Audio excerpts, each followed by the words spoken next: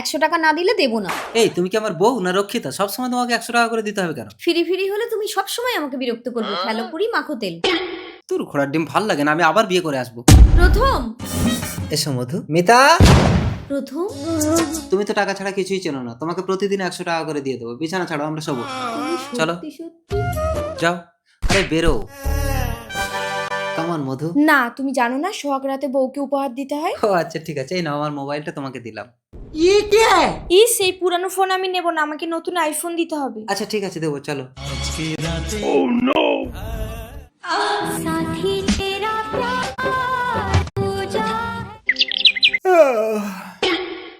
এই কত বেলা হয়েছে, এখনো শুয়ে আছো? নতুন বউকে চাটা দেবে নাকি? দিচ্ছি। যাও চা করে দাও। ছোট চা। এত সকালে তুই আমার ঘুমটা ভাঙিয়ে দিলি। আহা মধু, তুমি ওকে মারছো কেন?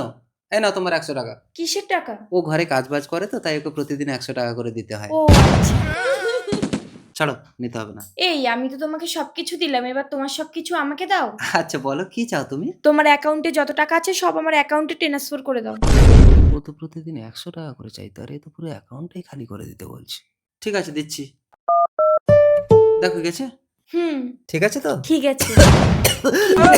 স্বামী, কি হয়েছে তোমার? এই শরৎ, মধু, আমার একটা কিডনি ফেল আছে, সার্জারি করতে 1 লক্ষ টাকা দরকার, দেবে? সরো, অত টাকা দিয়ে বুড়োকে সরাবো কেন? টাকা থাকলে কত ছেলে জুটে যাবে, আমি চললাম। মধু। ছোট,